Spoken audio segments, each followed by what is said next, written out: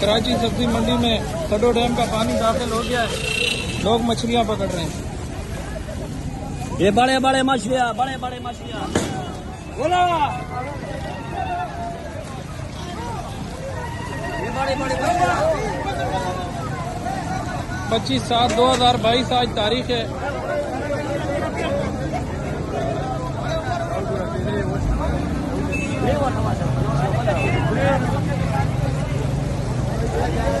ये मछलियां देखो, ये मछलियां ये कराची का मंडी के गेट पे पकड़े।